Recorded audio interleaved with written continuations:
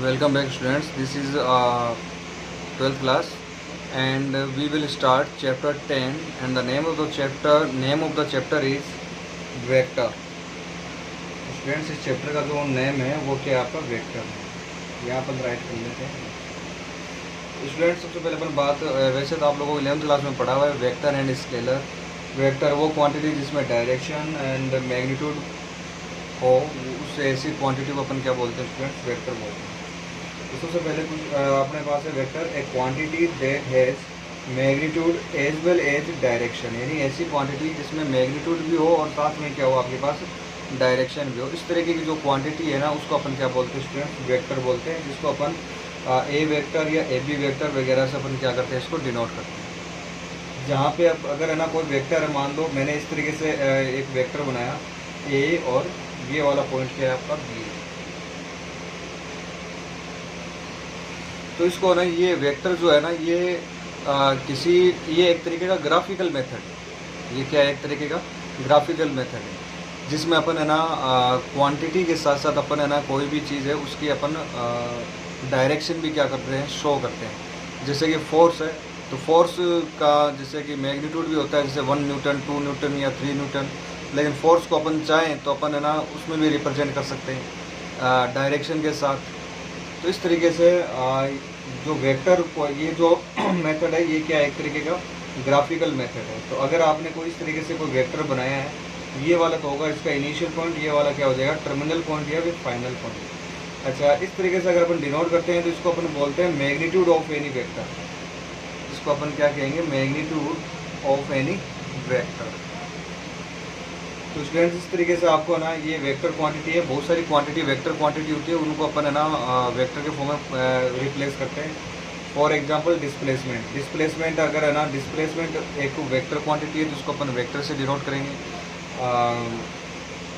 Velocity it is also a vector quantity etcetera, these are velocity.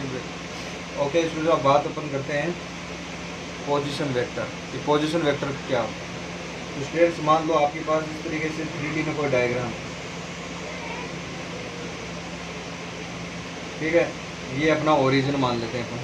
This is X axis, Y axis and Z axis. यहाँ मैं मान लो कोई point ले लेता हूँ P जिसके कोऑर्डिनेट है एक्स वाई एंड जेड. एक पॉइंट ले लिया P जिसके कोऑर्डिनेट क्या है एक्स वाई एंड जेड. चलो मैं O से P तक एक वेक्टर ड्रॉ कर दिया मैंने और इस वेक्टर को अपन नाम दे दिया OP वेक्टर, या फिर ना OP वेक्टर बोल दो इसको, ठीक है. एक बार तो स्टूडेंट्स आपसे अगर पूछे ये OP वेक्टर बताओ क्या होगा, तो आप क्या बताओगे OP वेक्टर की वैल्यू. आप देखो यहाँ पे एक्स वाई जेड का मतलब है कि यहाँ से ये वाली डिस्टेंस जो है ये तो होगी आपकी x, फिर यहाँ से ये क्या हो गई y, और फिर उसके ऊपर यानी ये जो P पॉइंट आपका यहाँ है, फिर ऊपर क्या आएगा z. तो ये वाली तो होगी आई केप डायरेक्शन. आपको पता है इधर कौन सी डायरेक्शन होती है आई केप, इधर कौन सी डायरेक्शन अपन ने मानी थी जे केप, और उसके ऊपर क्या मान लेते हैं अपन के केप. तो स्टूडेंट्स इस वेक्टर का जो नेम है वो हो जाएगा आपका x i cap, y j cap and z k cap. अगर आपसे मैं पूछूँ OP वेक्टर का मैग्नीट्यूड बताओ, यानी कि डायरेक्शन है ना ये आई जे के, ये मत बताओ, केवल आप है ना इस OP वेक्टर का मैग्नीट्यूड बताओ, तो आप क्या करोगे अंडर रूट एक्स माइनस, देखो इसके कोऑर्डिनेट क्या होते हैं, आप है ना वो डिस्टेंस फॉर्मूला लगा दो, एक्स माइनस 0 का होल स्क्वायर क्या हो जाएगा x square plus y minus 0 का whole square y square plus का जेड स्क्वायर.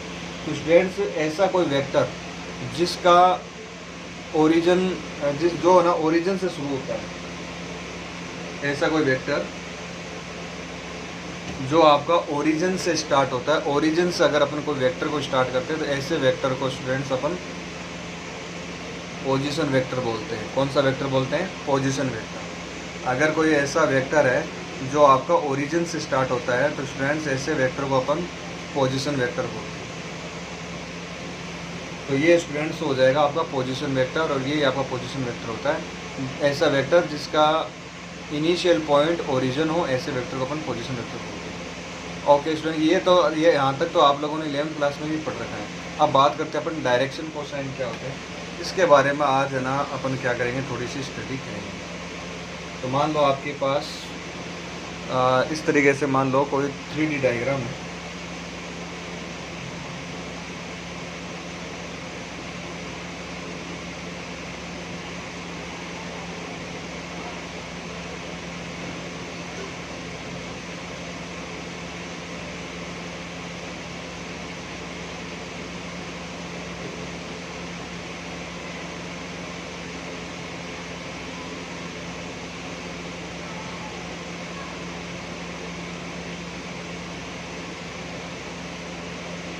अच्छा, एक चीज़ का ध्यान रखना स्टूडेंट्स, जो पोजीशन वेक्टर है ना उसको अपन स्मॉल आर वेक्टर से भी डिनोट करते हैं। स्मॉल आर वेक्टर भी पोजीशन वेक्टर का ही।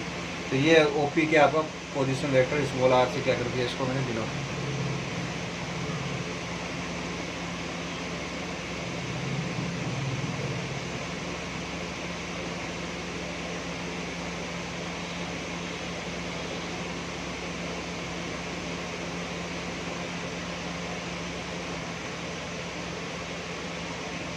इस तरीके से स्टूडेंट्स मैंने एक डायग्राम बनाया है।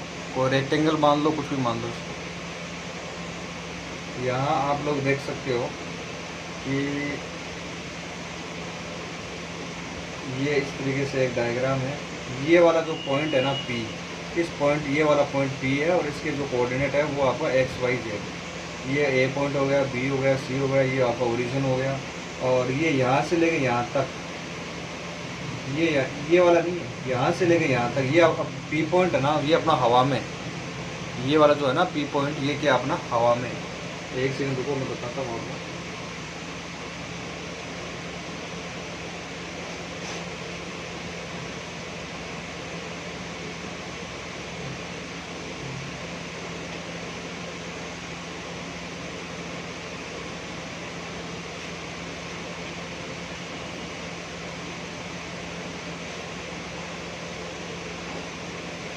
मान लो ये जो अपने रेक्टेंगल जैसी शेप बनाई ना, वो कुछ ऐसी शेप हो, मतलब इस तरीके से ये एक रेक्टेंगल है, ठीक है।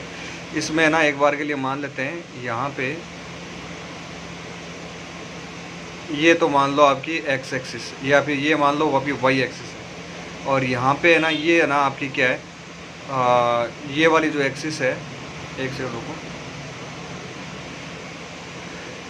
ये देखिए यहाँ पे, ये मान लो आपका रेक्टेंगल है इस तरीके से। और ये वाली है, ये आपकी जेड एक्सिस हो गई। ये इधर है ना, ये आपकी एक्स एक्सिस हो गई। इस तरीके से रेक्टेंगल बना हुआ है। और इधर है ना, इसके ऊपर की ओर यहाँ पे क्या हो जाएगी आपकी जेड एक्सिस हो जाएगी। देखो इस तरीके से एक्स, ये वाली मान लो वाई है, ये वाली जेड है, तीनों में से कोई सी मान लेना। ये वाला जो पॉइंट आएगा ना, ये ऊपर वाला, ये वाला पॉइंट, ये पॉइंट आपका पी पॉइंट है। ये क्या है आपका पी पॉइंट है। तो इस तरीके से स्टूडेंट्स ये डायग्राम आपको। तो स्टूडेंट्स यहाँ तक मेरे हिसाब से किसी बच्चों को कोई प्रॉब्लम नहीं है कि इस तरीके का डायग्राम बना दिया। तो यहाँ पे है ना, मान लो ये जो ओपी वेक्टर है ना, अपना ओपी वेक्टर, सपोज करो एक्स के साथ ये एंगल बना रहा है अल्फा, वाई के साथ एंगल बनाता है बीटा, और ये ओपी वेक्टर ना जेड के साथ जो एंगल बना रहा है वो कितना बना रहा है, गामा बना रहा है। ये अपने एज्यूम कर लिए। अपने क्या एज्यूम किया कि ना, ये एक्स के साथ कितना एंगल बनाएगा, वाई के साथ कितना एंगल बनाएगा, और जेड के साथ कितना एंगल बनाएगा। तो अपन एक बार के लिए मान लेते हैं, तीनों के साथ जो एंगल है वो एक का तो अल्फा है, एक बीटा हो गया, और एक क्या हो गया, गामा हो गया। तो ये जो एंगल है ना, इनको बोलते हैं direction angle. Alpha, beta, gamma और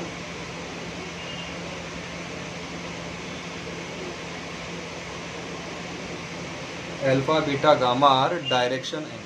और इन्हीं एंगल के अगर आप कोस लगा देते हो आगे, कोस अल्फा लगा दिया, कोस बीटा लगा दिया और कोस गामा लगा दिया, तो ये बन जाएंगे डायरेक्शन कोस का क्या बन जाता है, कोसाइन। तो ये बन जाएंगे आपके डायरेक्शन कोसाइन।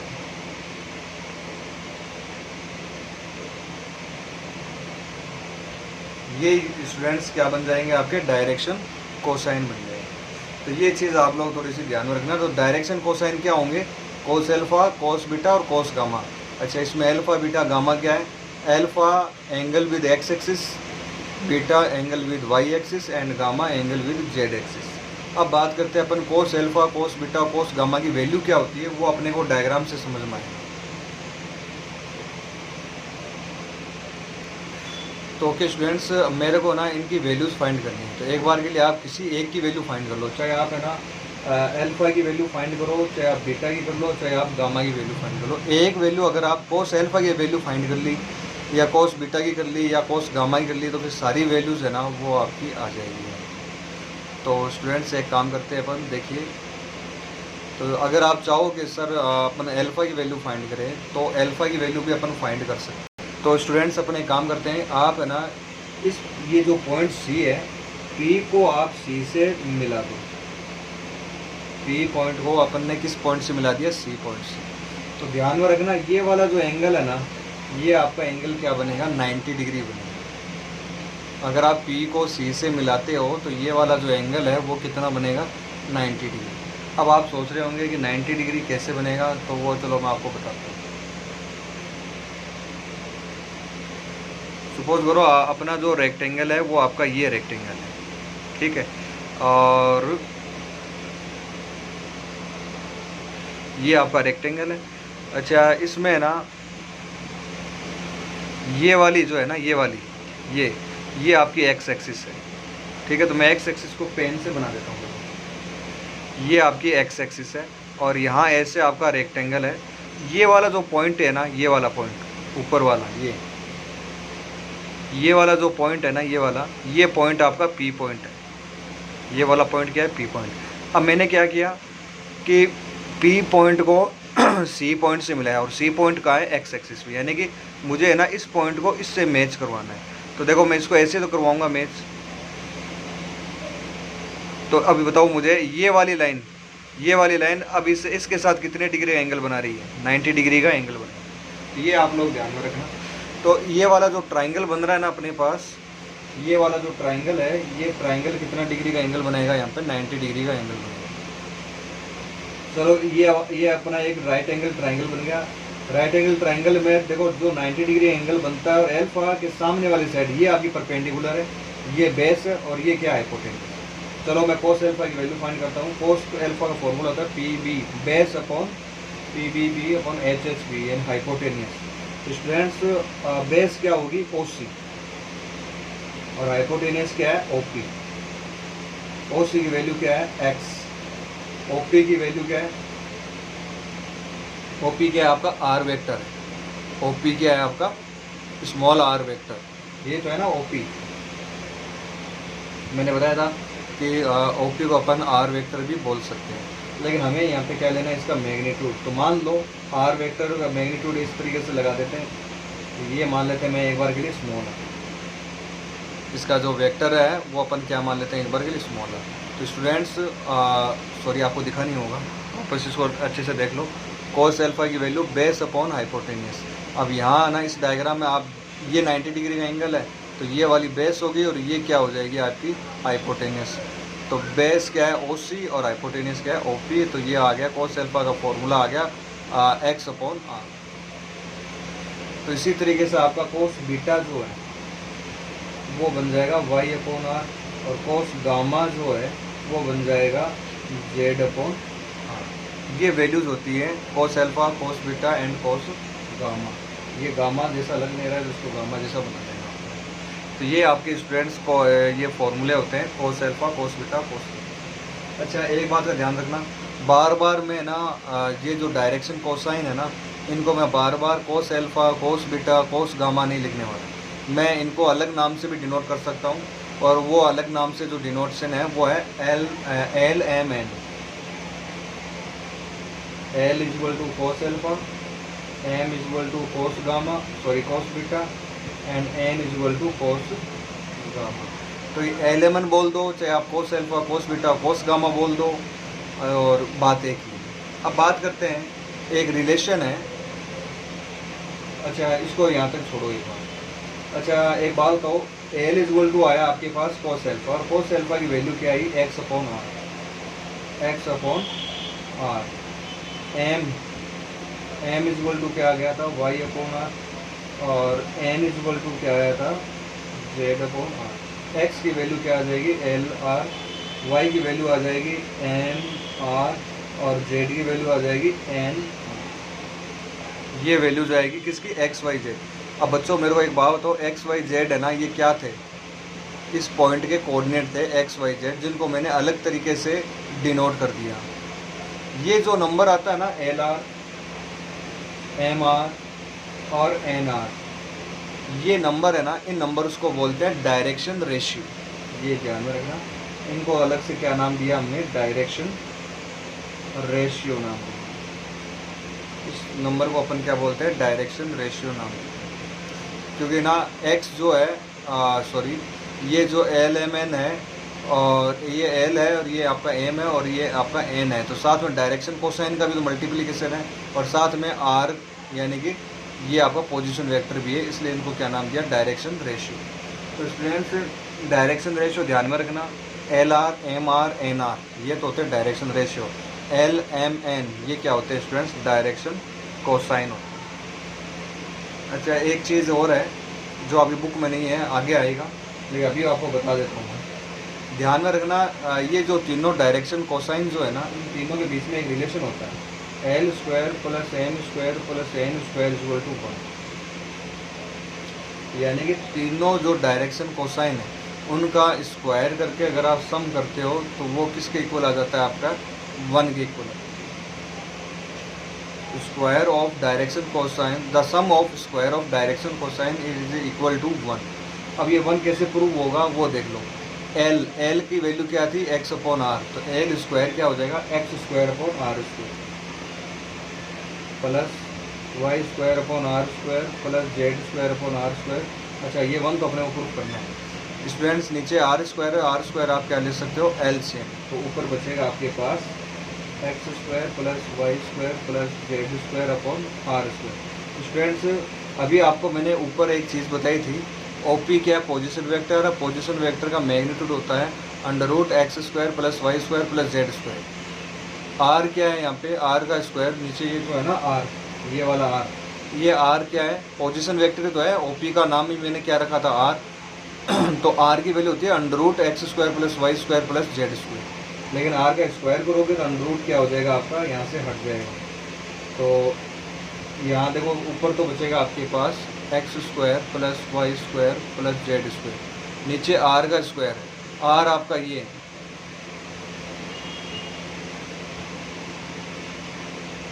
स्क्वायर से अंडर रूट हट जाएगा, फिर इससे ये कैंसिल हो जाएगा, आंसर क्या आ जाएगा 1। इसलिए students always remember this thing, l m n की वैल्यू जो है, l square plus m square की जो वैल्यू है वो किसके इक्वल होती है, हमेशा 1 के इक्वल होती है।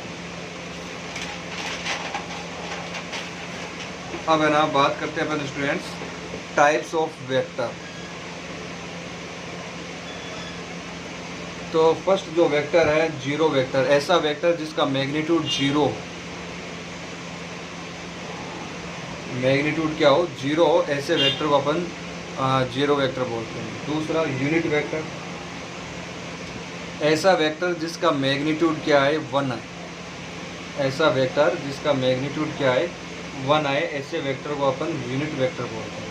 If magnitude of any vector, if magnitude of any vector is unity, यानी अगर किसी वेक्टर का मैग्नीट्यूड 1 हो तो ऐसे वेक्टर उसको ना एक एप से डिनोट करते हैं। को इनिशियल वेक्टर, कोई भी 2 वेक्टर है या मोर देन 2 है वो एक ही पॉइंट से शुरू हो रहे हैं, तो को इनिशियल यानी इनका इनिशियल पॉइंट क्या है, सेम है, साथ में है, तो ऐसे वेक्टर्स को अपन क्या बोलते हैं स्टूडेंट्स, को इनिशियल वेक्टर्स बोलते हैं। फिर नेक्स्ट है कोलिनियर वेक्टर, एक वेक्टर ऐसे है और दूसरा वेक्टर जो है वो इसके पैरेलल में आ जाए या इसके ऊपर ही आ जाए, तो ऐसे वेक्टर्स को अपन क्या कहेंगे, कोलिनियर वेक्टर कहेंगे।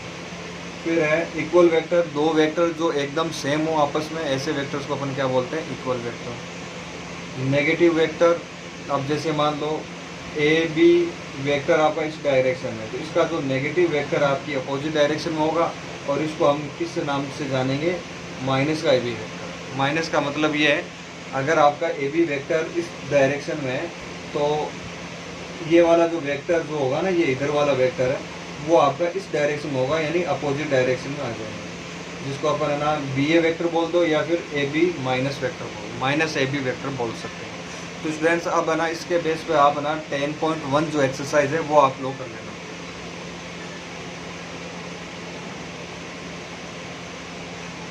10.1 एक्सरसाइज हो जाएगी कंप्लीट आज। 10.2 नेक्स्ट वीडियो लेसन में करवाएंगे। अच्छा, कुछ बच्चों के ना पीछे कुछ एक क्वेश्चन रह गए थे, तो ये 2 क्वेश्चन है 4th चैप्टर के, ये आप वापस थोड़ा सा समझ लो। जैसे एक क्वेश्चन है, this is the question number 12, और इसमें जो प्रूफ करना है वो तो मैंने लिखा नहीं है यहाँ पे। तो एक काम करते हैं, मैं इसको सॉल्व कर लेते हैं, अपना आप आ जाएगा आंसर।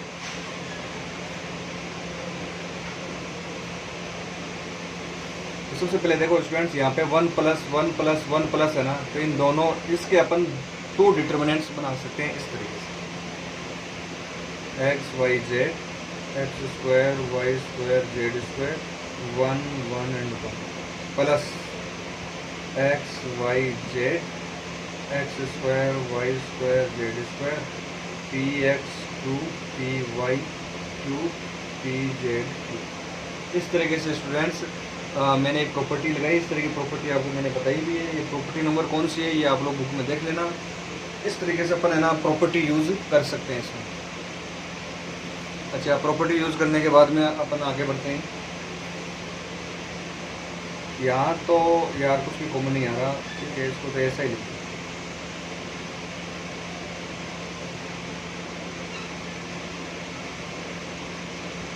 यहाँ देखिए स्टूडेंट्स, x² x2, तो आप है ना x³ जो है ना वो कॉमन ले सकते हो, सॉरी x कॉमन, इसमें से y कॉमन आ जाएगा और इसमें से z कॉमन आ जाएगा।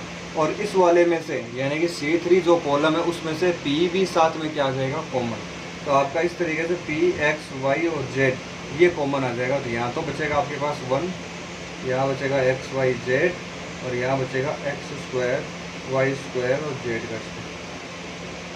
इस तरीके से स्टूडेंट्स आपकी वैल्यूज़ आ जाएंगी। इसके बाद में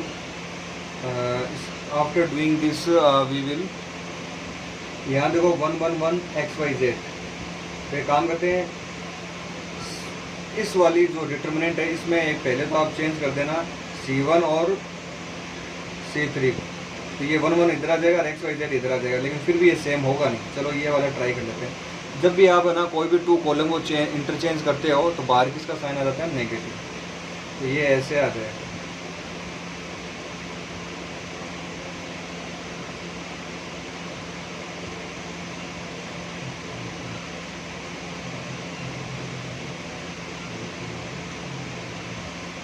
अच्छा, इतना करने के बाद अब भी देखो ये दोनों जो डिटर्मिनेंट है वो आपके सेम नहीं है।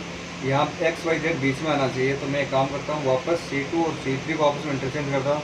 तो बाहर माइनस आएगा तो माइनस माइनस क्या हो जाएगा, प्लस।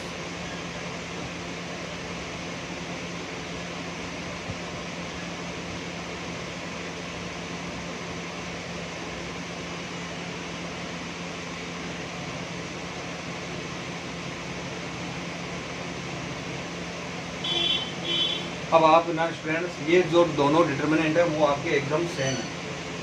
तो आप है ना स्टूडेंट्स इन दोनों इसको ना आप क्या ले सकते हो, बाहर कॉमन ले सकते हो इस तरीके से।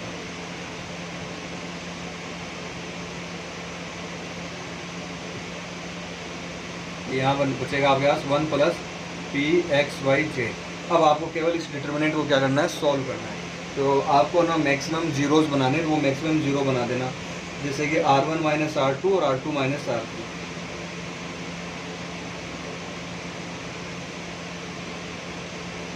और ये हो जाएगा r2 - r3। तो 1 - 1 हो जाएगा 0, यहाँ बचेगा x - 1 x² - y²। फिर यहाँ 0 y - z y² - z²। फिर यहाँ 1 z और z²। अब ना यहाँ x - y है, ये देखिए स्टूडेंट्स, यहाँ पे आपके पास क्या है, x - y, यहाँ है x² - y²। तो x² - y² को आप लिख सकते हो x - y और x + y। फिर x - y आप बाहर क्या ले लेना, कॉमन। इसी तरीके से y - z भी आप बाहर क्या ले सकते हो, कॉमन। फिर एक्सपेंड कर देना, आंसर आराम से आ जाएगा आप आगे जी। इस तरीके का क्वेश्चन अपन ने पहले भी कर रखा है। इसके बाद में एक 1 क्वेश्चन और है, वो और देख लेते हैं।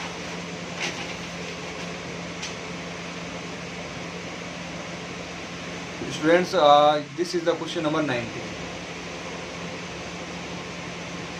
आपसे ना इस क्वेश्चन में ना डेट ऑफ ए पूछा है, यानी कि ए का आपको क्या फाइंड करना है, डिटर्मिनेंट। और आपसे साफ साफ बोला है थीटा जो है ना वो आपका 0 और 2 पाई के क्या होगा, बीच में। Theta will lie between 0 and 2 पाई। चलो सबसे पहले अपन इसका डिटर्मिनेंट निकालते हैं। तो इस तरीके से निकलेगा डिटर्मिनेंट।